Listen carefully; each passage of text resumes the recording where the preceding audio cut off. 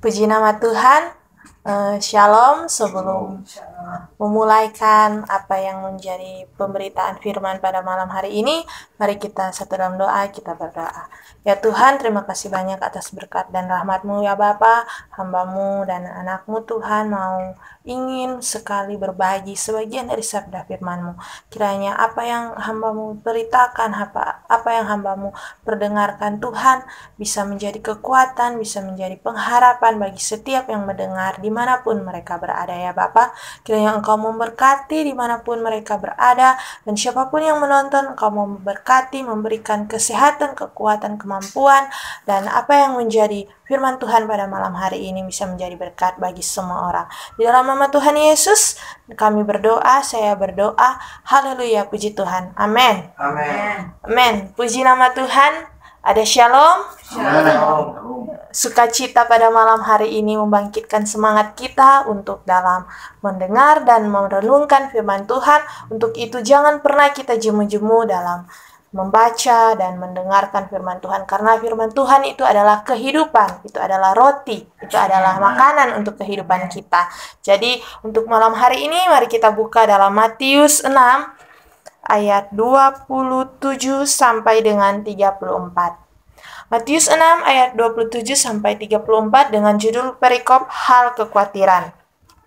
Saya akan membacakan ayat yang ganjil dan saudara akan membacakan ayat yang genap.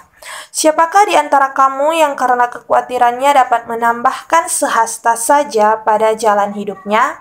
Dan mengapa kamu khawatir akan pakaian? Perhatikanlah bunga bakung di ladang, yang tumbuh tanpa bekerja dan tanpa memintal. Namun aku berkata kepadamu, Salomo dalam segala kemegahannya pun tidak berpakaian seindah salah satu dari bunga itu.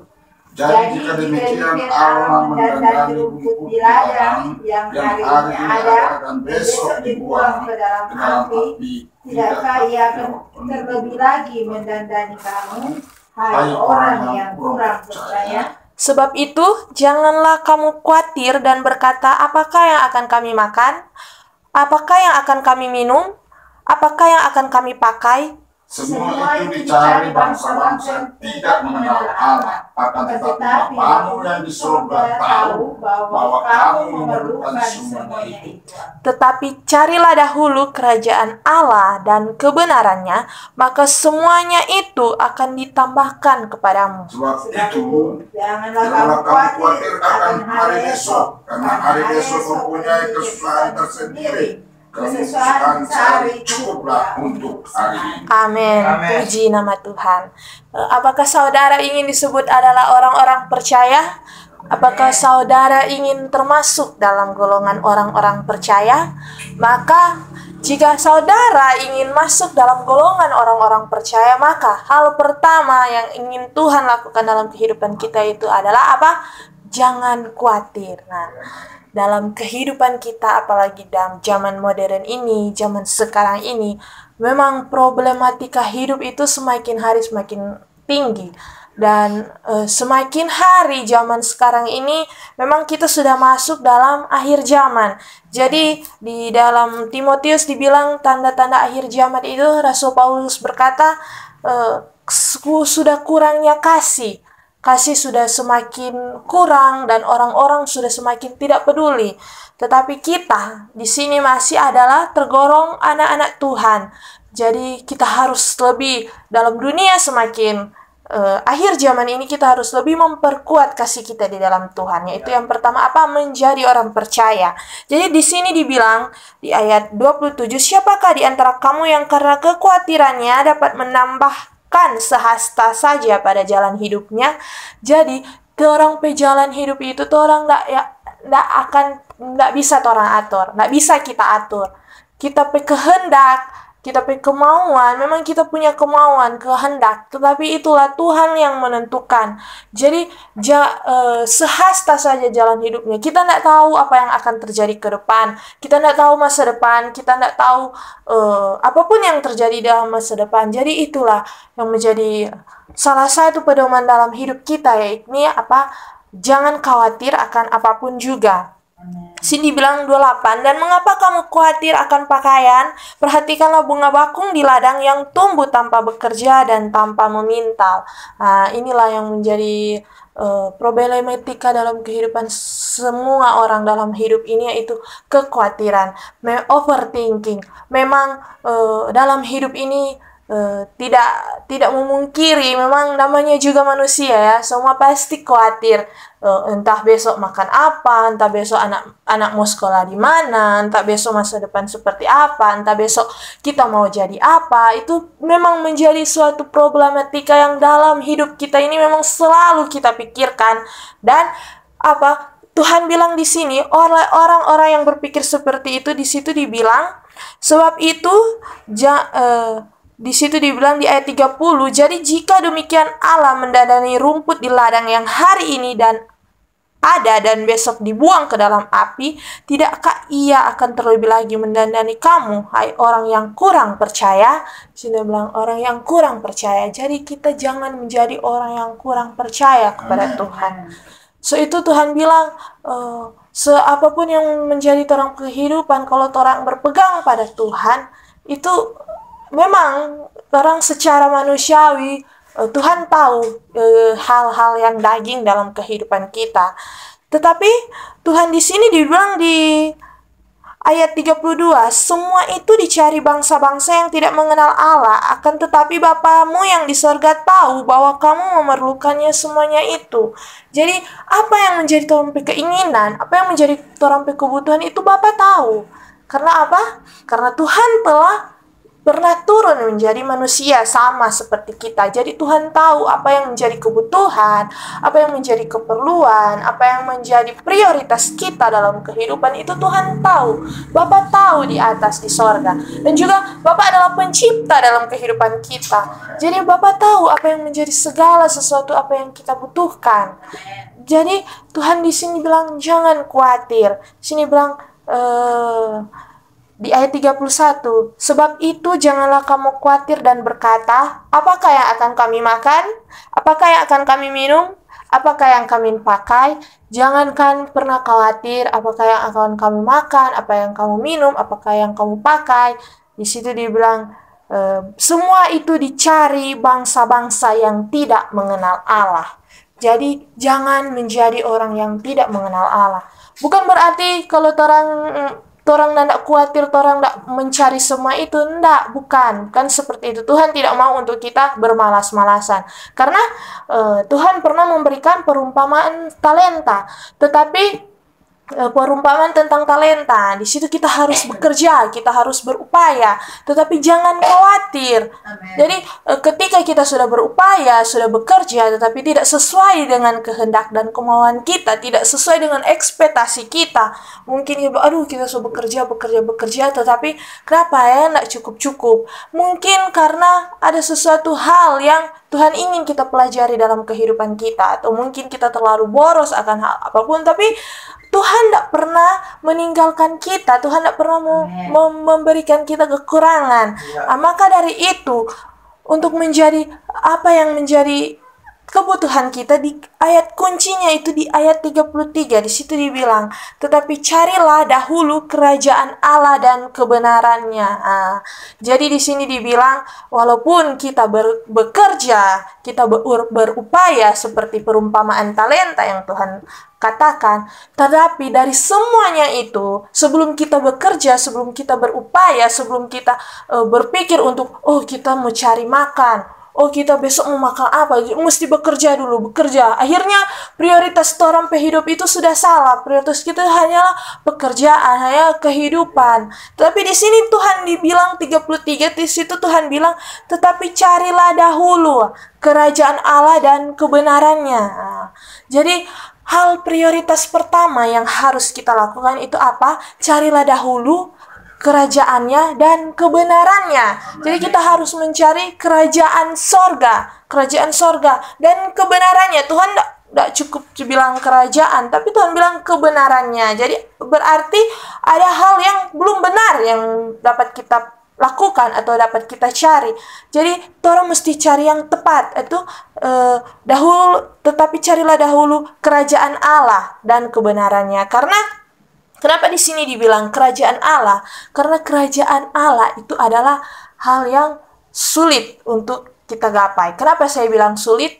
Karena di situ Tuhan pernah mengumpamakan kerajaan sorga itu seperti orang kaya dan orang miskin. Orang kaya itu diumpamakan seperti jarum, seperti unta untuk memasuki lubang jarum. Jadi betapa susahnya itu kita bisa bayangkan ya. Kerajaan Allah itu betapa susahnya untuk masuk ke dalam situ. Dan Tuhan Yesus pernah berkata, di tempat aku datang tidak mungkin kamu datang. Jadi, tapi Tuhan pernah bilang seperti itu, tetapi Tuhan memberikan jalan, yaitu apa? Tuhan Yesus. Tuhan Yesus sebagai apa? Jalan kebenaran untuk sampai ke sana. Jadi carilah dahulu kerajaan Allah itu adalah apa? Carilah Tuhan Yesus. Bagaimana kita mencari, mengenal pribadi Tuhan Yesus dalam kehidupan kita. Itu dulu hal pertama yang harus kita cari. Dan kebenarannya. Barulah setelah kita mencari itu, saya yakin dan percaya. Di sini dibilang, maka semuanya itu. Di sini dibilang semuanya itu tidak ada. Maka makanan itu, maka pakaian itu, maka minuman itu, maka pekerjaan itu, maka apa? Maka pendidikan itu, maka apa? Maka pasangan hidup itu. Tuhan tidak bilang secara spesifik, tapi Tuhan bilang semuanya itu. Jadi bayangkan betapa besar jangkauan Tuhan dalam kehidupan kita yang Tuhan janjikan untuk kita yang mencari dahulu kerajaan Allah dan kebenarannya. Di sini Tuhan bilang semuanya itu. Kita tidak bisa bayangkan semuanya itu apa. Untuk semuanya itu dalam ukuran Tuhan, dalam ukuran manusia saja kita tidak bisa bayangkan, apalagi dalam ukurannya Tuhan. Maka dari itu carilah dahulu kerajaan Allah dan kebenarannya. Jadi jangan kau mencari fokus akan pekerjaan, kau fokus pada pekerjaan, akhirnya keluarga di rumah ditinggalkan. Jadi setelah kau fokus pekerjaan 50 tahun, tidak sadar anak-anak sudah besar. Akhirnya apa? Tidak harmonis dalam keluarga. Karena apa? Prioritasnya salah. Jika prioritasnya adalah Tuhan, maka kau tahu mana yang menjadi prioritas kehidupanmu, maka semuanya itu Tuhan pasti akan berikan yang terbaik. Karena jika kita mengikuti jalannya Tuhan, jika kita taat kepada Tuhan, jika kita dengar-dengaran kepada Tuhan, maka semua zona kehidupan kita, rute kehidupan kita, arah kehidupan kita itu bahagia, damai, sejahtera, dan tentram. Karena apa? Tuhan membawa sukacita, karena aku datang untuk memberikan damai sejahtera. Jadi memang banyak orang di dunia ini, dalam duniawi ini, terlihat seperti glamor, terlihat seperti wah mereka kecukupan, mereka terlihat, itu hanya terlihat oleh mata manusia, tetapi di mata Tuhan, Tuhan tidak melihat itu. Karena apa? Tuhan melihat apa yang tidak kelihatan. Karena yang tidak kelihatan itu abadi. Apa yang tidak kelihatan itu adalah apa? Iman, kepercayaan kita kepada Tuhan. Itulah yang tidak kelihatan, dan itulah yang harus kita cari, dan itulah yang harus kita kuatkan dalam kehidupan kita. Maka dari itulah kenapa pada malam hari ini, jika kita sudah ada di dalam taraf seperti itu, jika kita sudah ada dalam taraf memiliki iman seperti itu, iman yang tidak kelihatan, yang memang betul-betul untuk Tuhan, maka kita tidak akan khawatir akan apapun juga. Karena itulah sifat dari anak-anak Allah, adalah sifat dari orang-orang percaya. Itu adalah sifat dari orang-orang percaya. Nah, di sini dibilang, sebab itu janganlah kamu khawatir akan hari besok, karena hari besok mempunyai kesusahannya sendiri. Kesusahan sehari cukuplah untuk sehari. Jadi inilah yang menjadi kata-kata yang semangat untuk diberikan oleh kita, oleh dari Tuhan, kata-kata semangat. Karena di sini Tuhan bilang, sebab itu janganlah kamu khawatir akan hari besok, karena hari besok mempunyai kesusahannya sendiri. Kesusahan sehari cukuplah untuk sehari. Jadi jangan pernah kita berlarut-larut dalam masalah. Jika kita jatuh dalam masalah, jika kita jatuh dalam problema yang mungkin beban hidup, serahkan kepada Tuhan.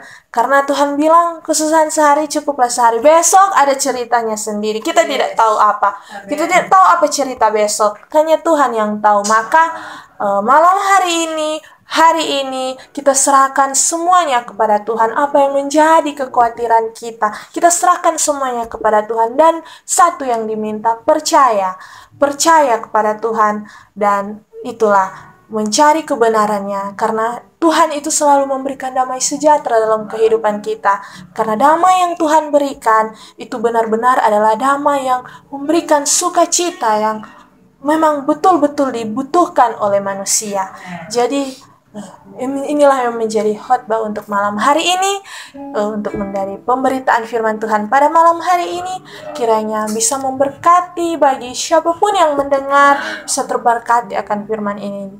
Jangan khawatir. Demikianlah pesan Tuhan untuk pada malam hari ini. Tuhan Yesus memberkati kita semua. Mari kita dalam doa, kita berdoa.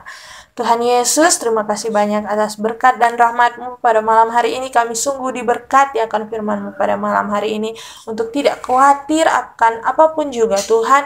Karena Bapa, kita sebagai manusia Tuhan tahu betul apa yang menjadi kekhawatiran kita, overthinking kita, problematik kita. Tapi Tuhan, kami yakin dan percaya, kami serahkan hidup kami ke dalam tangan-Mu, karena kami tahu Engkau yang memegang kehidupan kami. Di dalam nama Tuhan Yesus kami berdoa. Haleluya, puji Tuhan. Amin. Amin.